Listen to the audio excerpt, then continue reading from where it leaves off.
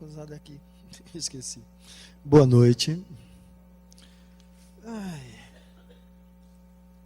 Hoje, véspera de feriado, né? Então o pessoal agora relaxa. Olha o tema, profissão. Vamos amarrar um pouquinho profissão com o trabalho. E veja o seguinte, eu gosto muito das figurinhas, né? De vez em quando eu brinco dizendo que na época que estava lá atrás eu não tinha grana para comprar. Tinha que soltar pelo fundo do carro, do ônibus, para poder ter dinheiro e comprar figurinha. E aí, então, ela me mobiliza muito. Então, ou seja, nesse momento anterior, vamos falar, então, de profissão. Eu trouxe essa imagem onde alguém se coloca à frente. Porque, veja,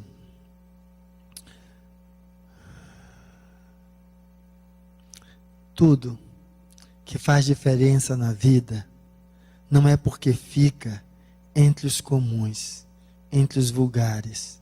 É porque alguém, mesmo sendo comum, mesmo sendo vulgar, se coloca à frente e aí se torna incomum e invulgar. Assume a posição de não ficar a reclamar do que tem, mas a fazer pelo que quer.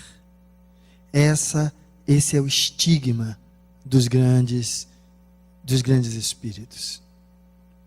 Esse é o estigma que mobiliza o ser humano a fazer a diferença. E é esse convite que a lida espírita nos faz. Não no sentido de trabalhadores da casa espírita, mas no sentido de dar o passo à frente na condição de se comportar como espírito. Aqui nós viemos por acreditarmos que o espírito existe. Porque se não acreditássemos, o que estaríamos fazendo aqui às prévias de uma reunião de desobsessão, que é para lidar com espíritos que em desequilíbrio, eles estão a obsidiar outros que estão encarnados. Esses espíritos não são ninguém mais do que nós. Ninguém mais do que nós. E por que então, que eu acho que era a pergunta que a gente precisaria fazer, né? Por que que eles nos obsediam?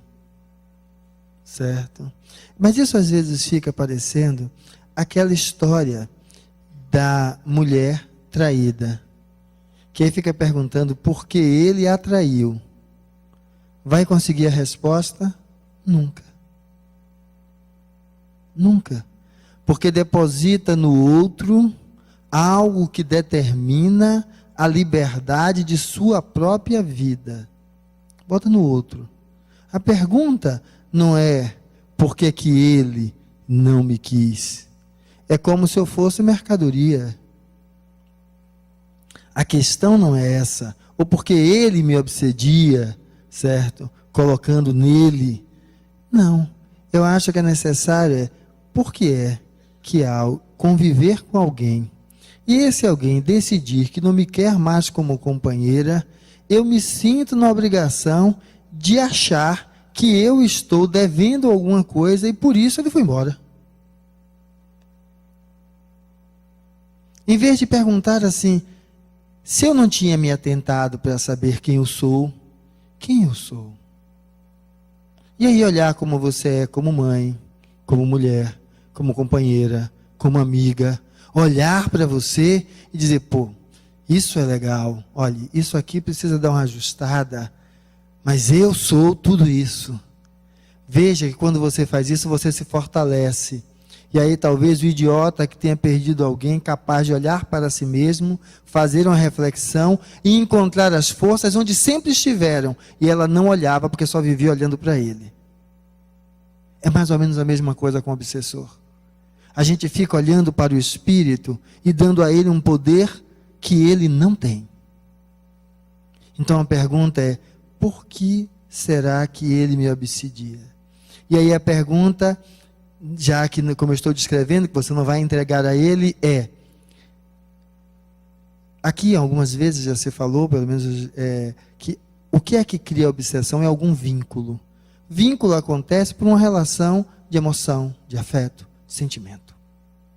Então, a pergunta é, voltando, pra gente, como eu estabeleço, como eu lido com os meus vínculos de afeto, de sentimento, de emoção?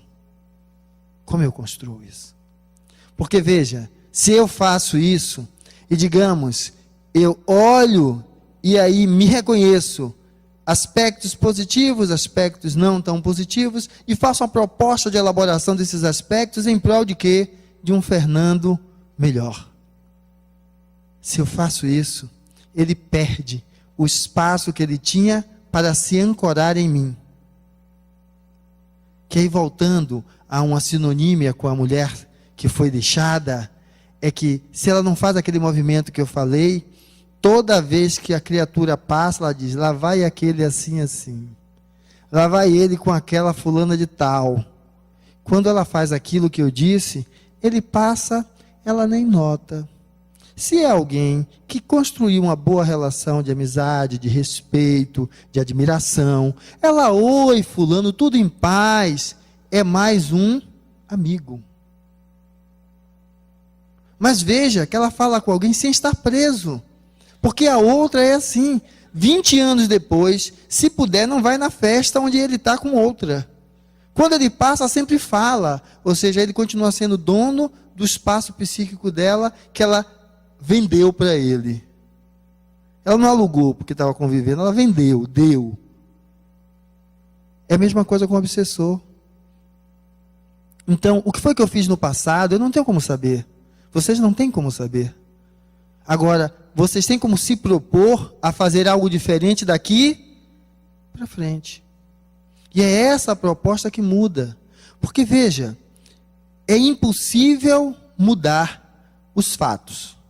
Que aí, quando eu trago essa outra imagem, que mostra um pé acorrentado, é porque, digamos o seguinte, eu, com minha amiga Margarida, convivemos juntos, eu apronto uma daquelas miseráveis. O fato é impossível ser modificado. Não tem como a gente voltar atrás e mudar as coisas, certo? Mas a gente precisa separar as pessoas dos fatos. Os fatos são imutáveis, as pessoas, não. As pessoas mudam. As pessoas podem se fazer uma nova proposta. E isso serve para quê? Porque a maioria das vezes os obsessores se apegam nos nossos processos de culpa. Então, eu me julgo culpado por aquilo, e como eu sou culpado por aquilo, a gente sabe que todo crime que tem um culpado tem que ter o quê? Um castigo. E aí a gente se impõe, ou se permite sofrer nas mãos do outro, porque o outro serve de castigo, porque a gente acha que fez, e carrega aquela praga daquela culpa junto. Quando a gente faz aquele mecanismo que eu estava lá falando, quando eu usei a sinonímia da mulher e do marido, a coisa muda. Eu fiz, sei o que fiz, e agora me proponho a fazer algo diferente, melhor. Ah, mas não foi eu que fiz não, tinha uma coisa que me empurrava, me impulsionava, eu não sei como é que eu fiz aquilo. E aí, lógico, aqui vai dizer que foi o pobre coitado do obsessor, né? Agora veja só, por mais que ele queira, ele só faz se você permite. Só faz se você permite. É tipo, aquela turma de amigo, que está afim de quebrar a esquina, tomar cachaça, fazer um rendezvous qualquer, e aí fica, vambora, vamos. Você diz, eu não queria, mas eles me levaram. Lógico, que lá dentro você queria. Estava querendo um impulsozinho. Então, às vezes é reconhecer, ó, eu queria. Então, da próxima vez que eu estiver dentro de um contexto desse, mesmo que me chamem, eu sei que eu quero, e como eu sei que eu quero, quando começar eu já caio fora. Porque eu não tenho muita força para resistir. É melhor eu cair fora do que eu me deixar levar. Obsessor? A mesma coisa. Qual um dos mecanismos? Em casa, você e o marido, os filhos, ou quem convive com você, alguma coisa acontece, parece que dá aquele estalo, você vira o cão. E aí, tudo foi por água abaixo. Toda aquela teoria de respeito, de educação, foi tudo por água abaixo. Tudo. A mesma coisa. Passou, ai meu Deus, como é que eu fiz isso? Não. Olha, eu fiz isso. Pois eu sinto que a coisa não foi só. Então eu sei que meu pavio é curto. Aí no outro dia acontece, olha, em vez de eu discutir isso com a cabeça quente, eu vou esperar a cabeça esfriar. E aí depois eu converso e tomo a decisão que tiver que tomar. Veja como agora você está se apoderando de si mesmo. Eu estou descrevendo isso porque o processo obsessivo, se a gente for olhar como essa corrente, na realidade, ele é um processo que lhe convida a fazer isso aí, a alçar os degraus que lhe limitam aonde você estava em direção a um status maior. Aceite o desafio da proposta que eu fiz à mulher que foi largada. Aceite o desafio da proposta que eu fiz com relação ao obsessor. Como eu construo os meus vínculos e vou começar a mudar. Que é uma coisa comum? Um grupo de amigos. 10 casais se reúnem juntos. E lógico, já viu, né? Uma das coisas que a gente mais gosta é fofoca fraterna. E aí, quando estão todos, lógico, que para ser 10, dali 10 casais, cada um vai ter suas diferenças. Mas o mais comum é enfiar o dedo na diferença do outro. Mas viu, fulana, só chega tarde. A gente faz aquele encontro para cada um trazer uma coisa, ela só traz aquele salgadinho de amendoim. Nem para fazer não sei o quê. Ou então, já viu fulana, sempre vem de mau humor. Mas veja só, a proposta do grupo era reunir. E veja aonde é que a gente vai. A primeira imagem, que mostra aquela criatura de azul, você veja que ela se destaca do contexto. Não é o contexto que se transforma para ela. Não é o contexto que fica azul e ela fica branquinha. Assim é o mundo. O mundo não se modifica para você. Você tem que se contextualizar naquilo que você quer. Então veja, se eu estou com um grupo agora de 10, eu quero ter um grupo de pessoas afins, não é isso? Cabe a quem construir essa afinidade. Ela vai cair do céu? Os 10 vão se reunir ali bem? Não. Mas você está falando de que grupo, Fernando? O que você quiser. A sua família é um grupo que por padrões de afinidade vibracional, enquanto espíritos se reuniram. Seu grupo de trabalho, seu grupo de amigos, seus vizinhos, ou às vezes grupos que a gente tem de encontros. E a gente quer que caia do céu, porque nós somos educados a ter um mundo que se dobre a nós. E não nós sermos a diferença no mundo que aí está. E aí é onde entra o raciocínio que eu fiz nas profissões.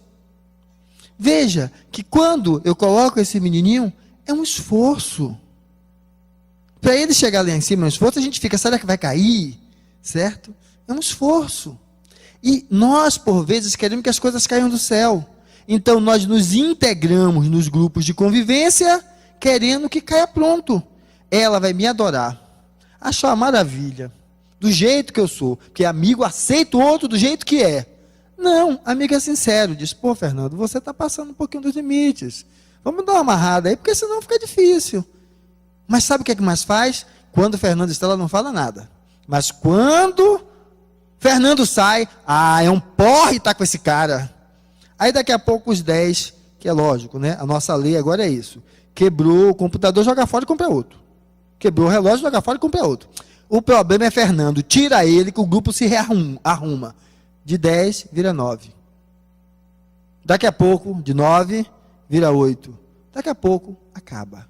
Porque como é que o obsessor funciona? Assim. É assim que ele funciona. Ele funciona lhe mostrando aquilo que você pode apontar. Porque se lembra daquela ideia? Quando você está lutando com outro exército, qual a melhor forma? Dividi-lo. Porque ele inteiro você perde. É assim que ele o faz. E não faz por maldade, não. Faz por um mecanismo natural de preservar os interesses dele. Cabe a você preservar os seus. Então, quando a gente olha isso, que aí a gente precisa acender a luz, é que eu estou falando de relacionamento, eu citei a família. Mas se a gente for olhar, a família é um caos. É um caos. Porque é onde você fica pelado. Aonde você não procura se arrumar, falar educadinho. Não. Por isso que Sexta-feira Santa é um desastre. No HGE é o dia que mais tem morte. Enche a cara de cana, o vinho santo da Santa Ceia, e aí um não respeita o outro, o pau quebra, de vez em quando mata-se uns aos outros e vai para o outro lado mais cedo. Agora, o que a gente precisa perceber, que família, que é essa situação que a gente se desnuda, nós passamos, pelo menos em média, 8 horas de nossa vida no trabalho.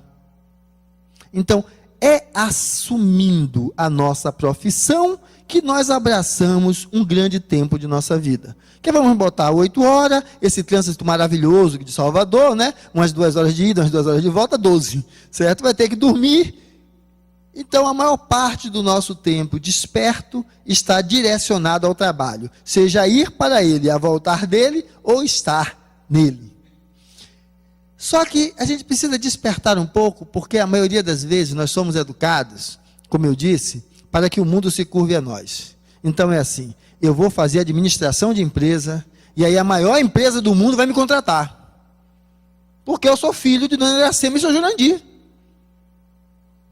É assim? Não. Você precisa se capacitar para tal. Ah, mas não dá certo para mim não, por quê? Porque eu não tenho quem indique, porque só vai para frente quem indique. Mentira. Mentira. Quem mobiliza dentro de si a fé, não a fé da crença no externo, mas a fé na crença da força que existe dentro de si mesmo, e o contato com o sagrado deixa de ser uma condição de pedinte, querendo que caia do céu, para ser uma condição de sintonia. Porque quando eu estou em sintonia com o sagrado, eu sei estar acima, além das diversidades. Porque era quando Cristo dizia, eu e o Pai somos um. Ele estava acima da diversidade, no sentido das dificuldades, dos problemas, que era estar convivendo com o humano dentro daquele modelo.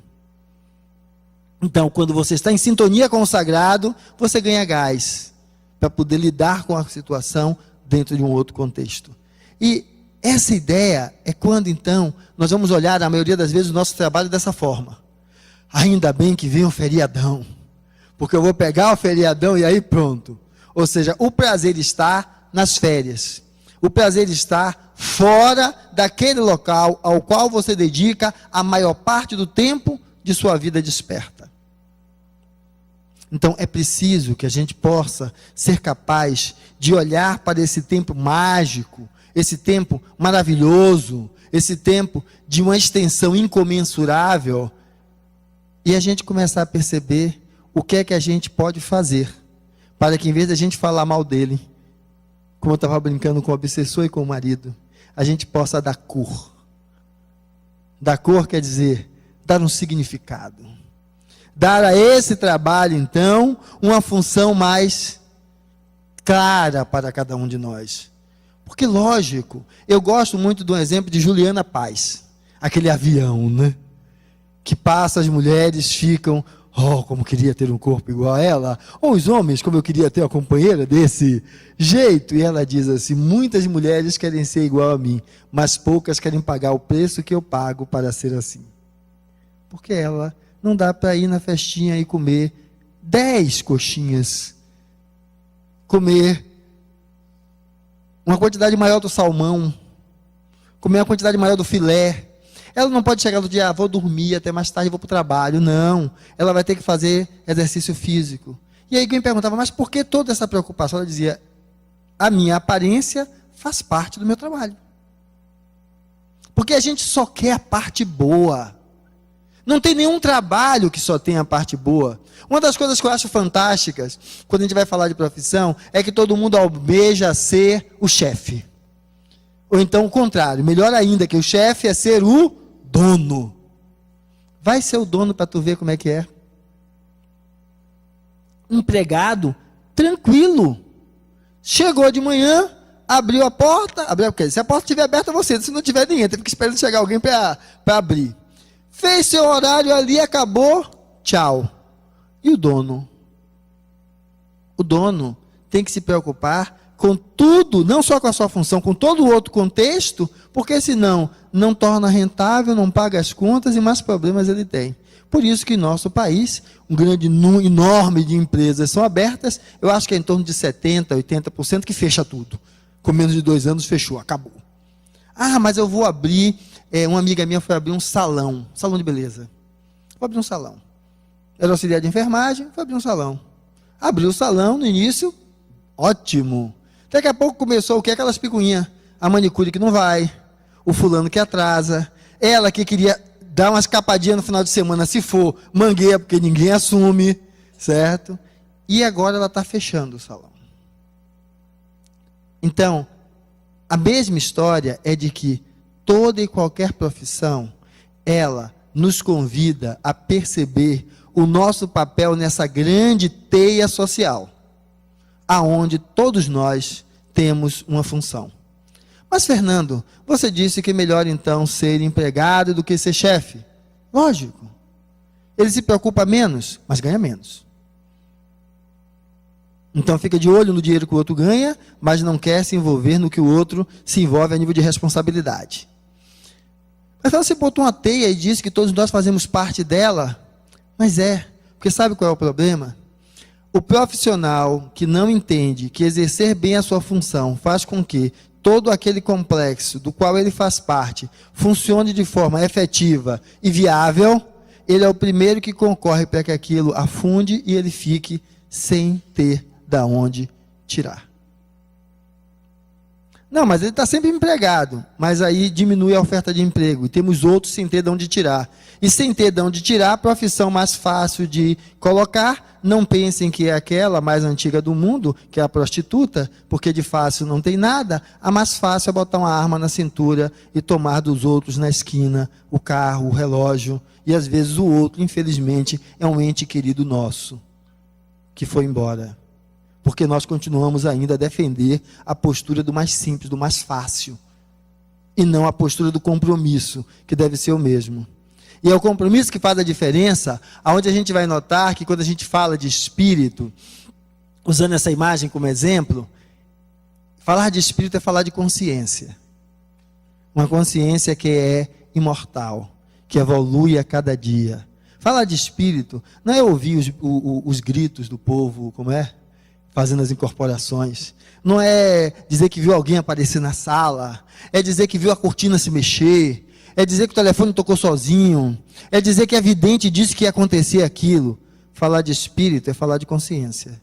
Porque qual é a noção de espírito? A noção de espírito é que Fernando viveu hoje, e tudo que ele experienciou a nível de aprendizado fica com ele para a próxima encarnação. A noção de espírito é essa linha transversal de um quanto de consciência que vai se ampliando a cada experiência de volta na vida. Então, falar de espírito é isso. Então, a pergunta é, o quanto eu estou concorrendo para esse nível de consciência em mim? E como o tema é profissões, na minha profissão, no meu trabalho. Naquilo que eu faço para o meu sustento. E, lógico, algumas profissões a gente vai dizer, mas tem que ter raça. Imagina só, você numa condição econômica bem arrumada, bem tudo direitinho, morando em um desses condomínios, ou em um desses prédios aí, 2 por andar, que são baratinhos também, um bom nível de renda. Aí o filho diz o seguinte, a filha é melhor. A filha diz o seguinte, olhe, mamãe, papai, eu quero ser professora. E professora primária. Você bota a mão na cabeça e diz, meu Deus, nesse país que não se valoriza o professor, a gente paga muito melhor a um par de chuteiras, ou a um bumbum remexendo em cima do trio elétrico, né? Minha filha, você vai morrer de fome. Minha filha, assim não dá. Papai e mamãe não se esforçou tanto para você virar agora professora. Ou pior, a criatura diz o seguinte, ó, eu vou ser músico. Eu vou ser músico. Porque é legal, quando a gente está falando de problema, a gente fala que, por exemplo, da aula. Isso aqui é palestra, mas até usar as imagens já muda um pouquinho, né? É que a gente tem que ser mais lúdico. A gente não pode querer enfiar na cabeça do outro o que tem que fazer. E a pergunta é, qual o valor que você dá ao lúdico? Qual o valor? Na nossa terra, peça de teatro só faz sucesso se for besteirol. Se for algo sério, não faz sucesso. Ah, mas por que não vem para cá? Porque a gente não valoriza, pomba. A gente não valoriza. Então, a gente tem aquilo que valoriza. Por isso que está aí. Então, a pergunta, e como é que vai fazer para sobreviver com isso? Aí, olha só, um amigo meu, filho de um amigo meu. Já que com arte, ele queria fazer música, né? O negócio está difícil, porque ele viajou em alguns outros países e viu que se vive de música em outros países. Na falta de opção, já que não pode ser música, eu vou fazer medicina. Eu achei fantástico, fantástico, porque talvez devesse ser essa a colocação. A escolha da profissão não é pelo que ela tem de remuneração a me dar, mas o que ela tem de prazer a constituir-se dentro de mim.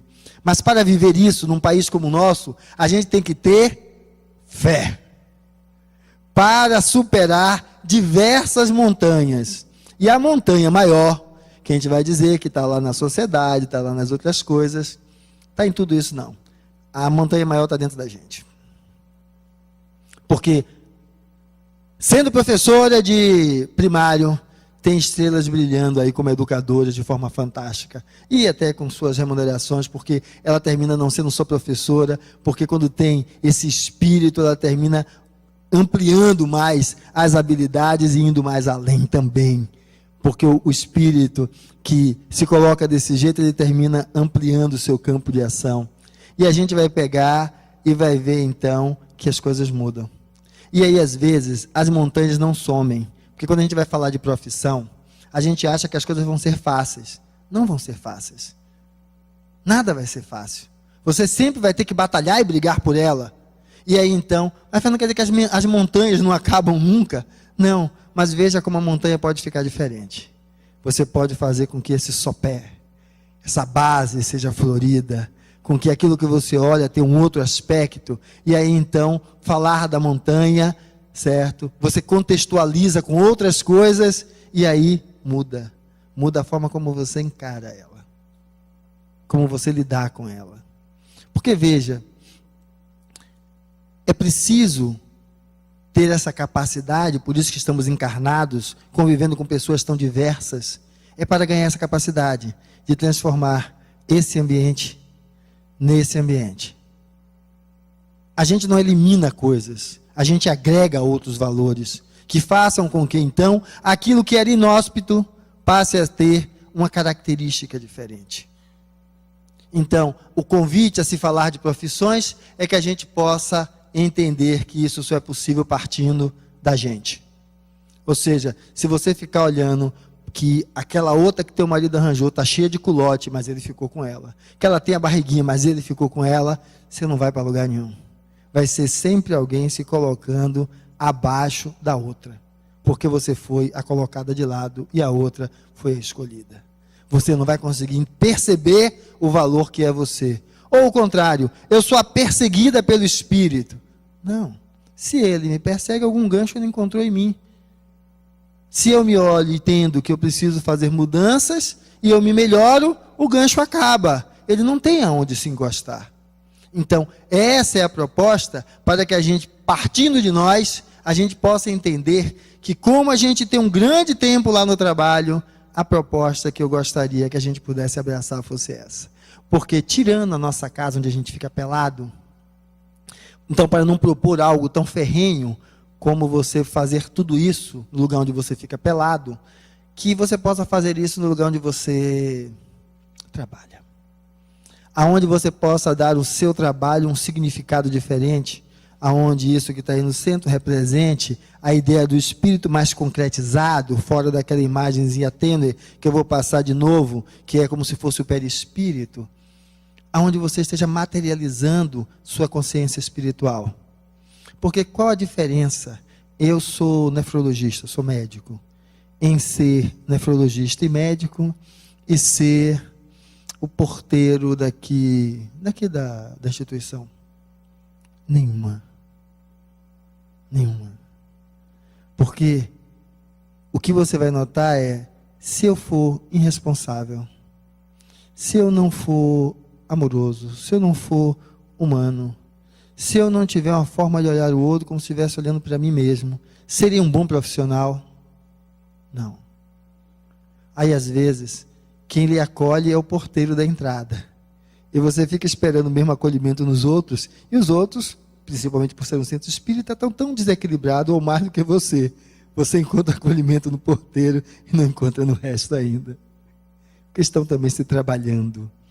Então, quando você começa a fazer o que você faz com amor, aí você muda. Mas, Fernando, como é que a gente faz com amor? É isso. Não olhe a profissão que você tem, mas olhe o que você pode fazer dentro dela. Uma das primeiras experiências é aprender a lidar com o perdão. Veja que às vezes nós cultivamos um ambiente de trabalho miserável por falta disso. A gente não consegue perdoar. E aí o nosso ambiente de trabalho vira um inferno. A gente não consegue estar bem porque a gente não sabe perdoar o outro. Porque a gente, por perdão, quer algo em troca. Eu lhe perdoo, mas nunca mais você faz isso, não encosta em mim. Como se nós fôssemos assim. A gente promete fazer a dieta na segunda-feira. A segunda-feira chega, a gente diz, é o da outra semana, porque essa semana tem Corpus Christi, tem Jogo do Brasil, vai rolar uma cervejinha, um vinho, um tiragosto, fica para a próxima. Então, consciência espiritual é a consciência do humano. Se eu sou assim, tenho dificuldade de fazer aquilo ao qual me propus, o outro também tem. Não é para, então, que seja um mangue, vá, faça o que quiser, que é o que algumas mães fazem com os filhos, né? Aí quando o que quiser se torna na adolescência, se drogar, ela começa a chorar. Porque se no início você não é capaz de orientar, você é capaz de dizer, faça o que quer, quando chega na adolescência ele faz o que quer, e você chora. E ainda bem que chora, né? Porque quando não chora é psicopata. Porque não dá para não chorar quando o espírito que vê através de você está sofrendo e entregue à dor. Então, a necessidade da gente poder perdoar. Além do perdão, a gente precisa assumir as nossas revoltas. Porque quando a gente não assume a nossa revolta, a gente fica naquele mesmismo. É catador de lixo, mas não assume a revolta que tem, vai morrer catador de lixo. Mas, Fernando, você disse que tanto faz ser porteiro, catador de lixo ou médico. Tanto faz quando você vê satisfação no que você faz, um objetivo no que você faz. Quando você não reconhece a revolta que tem dentro de você. Mas, Fernando, você está falando que a gente tem que ser um ser iluminado? É? Sim, ao patamar de Jesus chegaremos um dia. Mas eu tenho as minhas revoltas. Eu vou me fazer de santo, de anjo?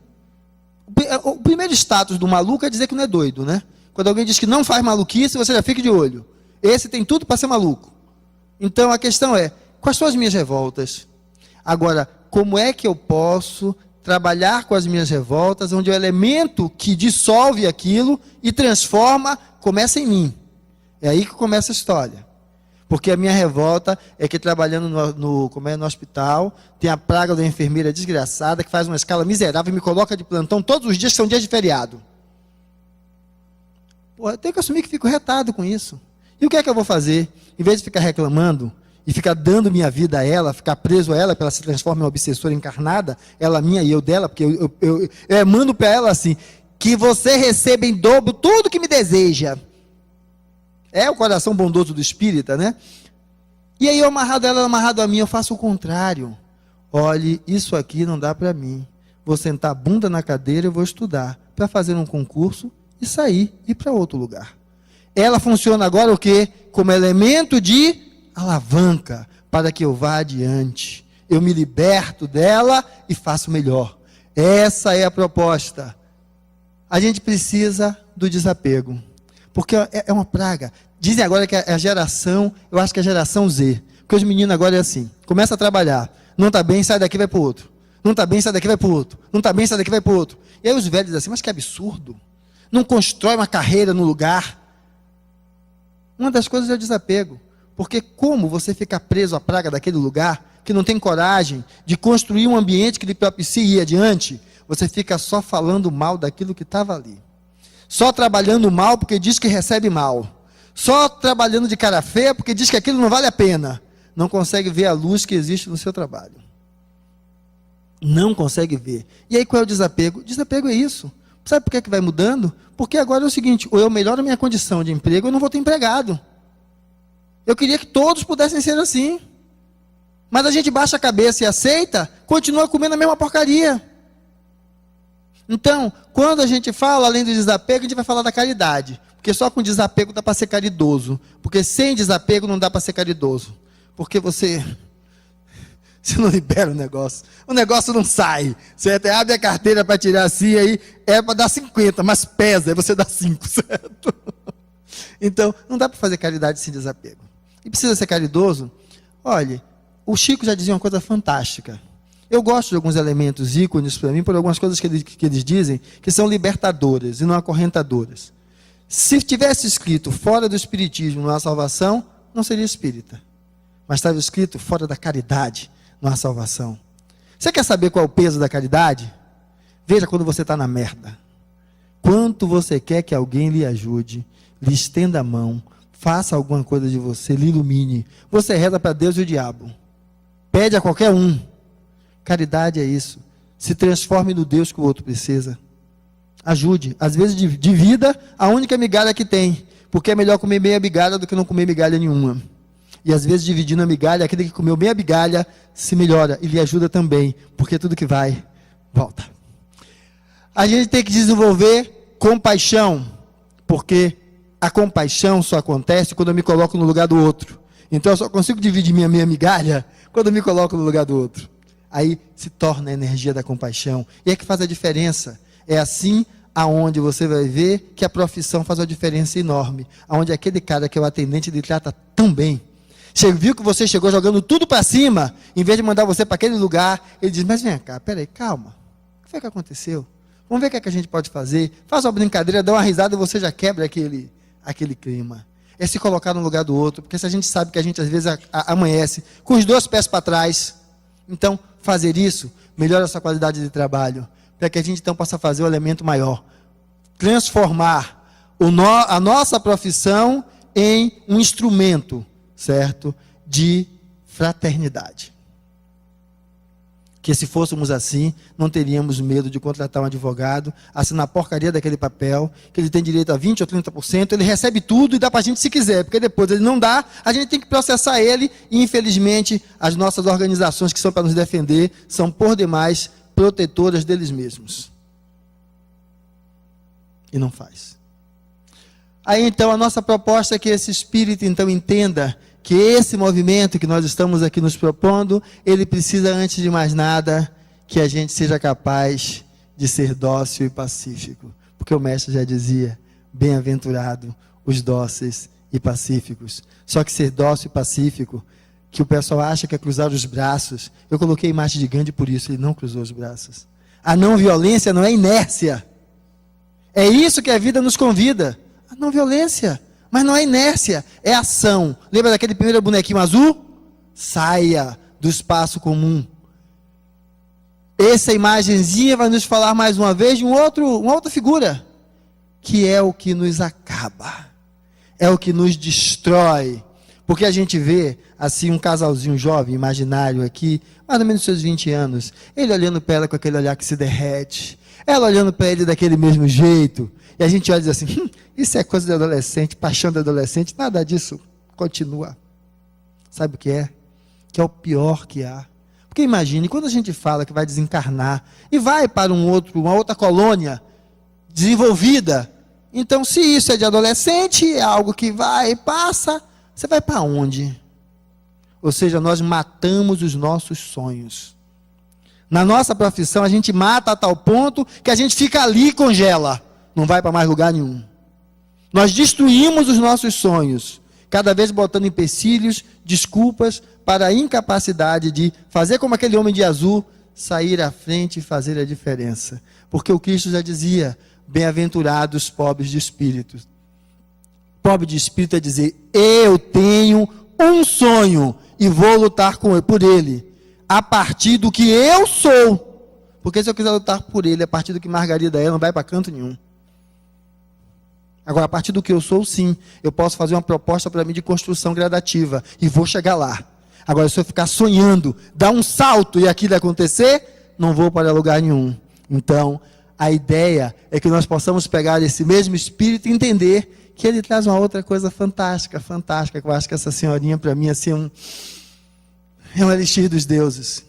Porque quando a gente fala nessa história de se melhorar e tudo, parece que a gente botar os joelhos no chão e dizer amém para tudo. E essa mulher para mim é fantástica porque ela questionou Deus. As cartas de Madre Teresa perguntando como Deus era capaz de deixar aquilo acontecer daquele jeito. Sabe o que é isso? É o término da indiferença. Porque às vezes a gente olha para Deus e diz, mas é assim mesmo. Miserável morre assim mesmo. Esfomeado fica assim mesmo. A empregada é assim mesmo. Ele é assim mesmo, acorda assim, dorme assim, fica assim. E a relação continua podre até o fim. Então, bem-aventurados os que são misericordiosos. A misericórdia é o que a gente precisa ter para fazer a diferença. Misericórdia, sim, para consigo mesmo, primordialmente. Porque às vezes você não consegue ser misericordioso para consigo. E se impõe ou deixa que tantos se pendurem atrás de você. Então agora vou mandar tudo isso para o raio que o parta. Não. Veja que você também se pendura atrás de outros. Veja que você se esconde às vezes por trás da figura paterna, materna dos filhos, da chefia do trabalho. Então faça o contrário. Seja misericordioso para com ele. Entre naquele salão e ore por ele. E peça que ele desperte, se permita ir adiante, porque a vida não acabou, continua. E se continua, tem muita coisa para ele fazer. E que se ele ou ela está vivo e se percebe como tal, para estar lhe perseguindo, os amores da vida dele também. Então que ele se dê a oportunidade de ser auxiliado por eles. Porque o que não falta naquele salão, distante dos gritos que você escuta, são as orações de comiseração. São outros que já conviveram com eles e oram por eles, pedindo que eles se desvencilhem de vocês, para que eles possam seguir a vida deles, construindo uma vida melhor do outro lado. E esse espírito tão lindo, a gente vai perceber que, Fernando, é muito fácil você falar tudo isso, você diz aí, parece que tudo é mágico, mas olha só,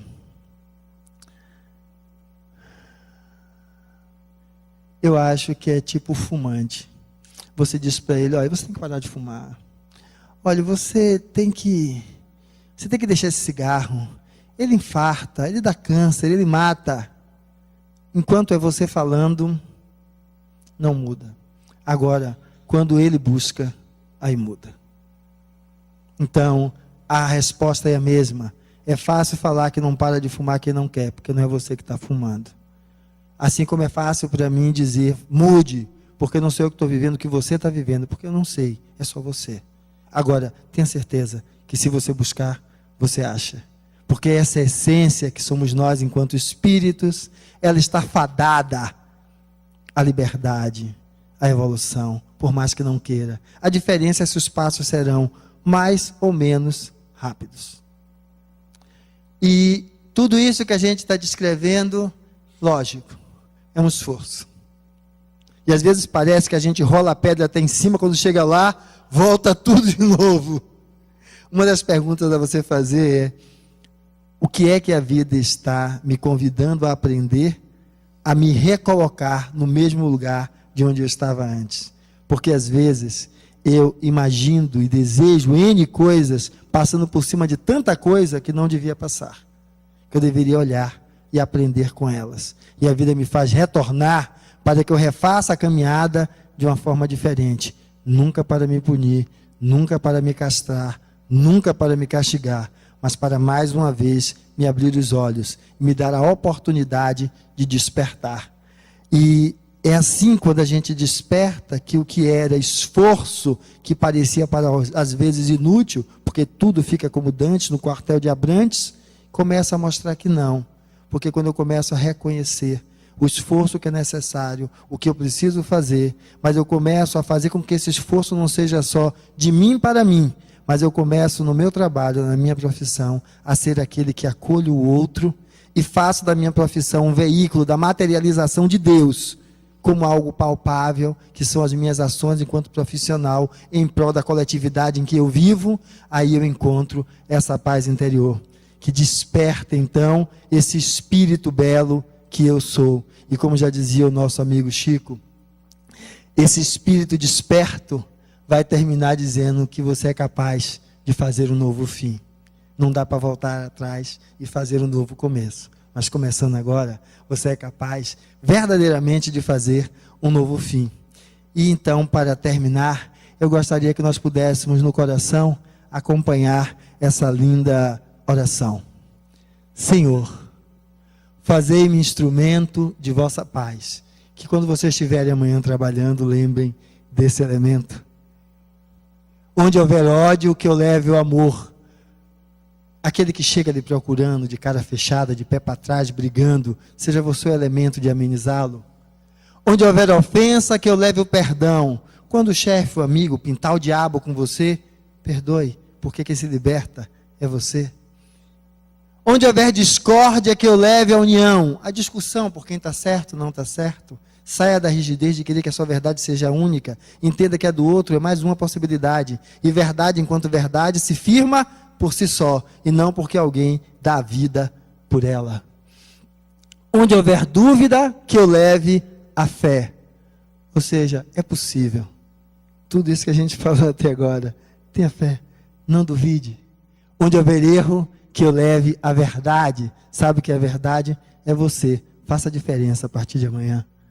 Onde houver desespero, que eu leve a esperança. Se você fizer essa verdade, você será esperança para muita gente que quer alguém como gente a atendê-la, a acolhê-la. E assim então, com certeza, onde houver tristeza e que você esteja ali, você vai estar levando alegria. E se houver trevas, ali você vai estar levando luz. E aí então, você com tudo isso possa dizer, mestre, fazei que eu procure mais consolar que ser consolado, compreender que ser compreendido, amar que ser amado. Pois é dando que se recebe, é perdoando que se é perdoado, porque você se desacorrenta, assim como eu espero que esses amigos incautos, por ignorância, que estão acorrentados a você, entendam que só perdoando, ele será perdoado e se libertará de você, para voar e seguir a vida dele, porque morrendo é que se vive para a vida eterna, ou seja, eles podem despertar para que a vida continua, e o que o espera é um paraíso, o paraíso da consciência, que se propõe a trabalhar e a fazer a grande diferença. Era isso que eu tinha para falar com vocês.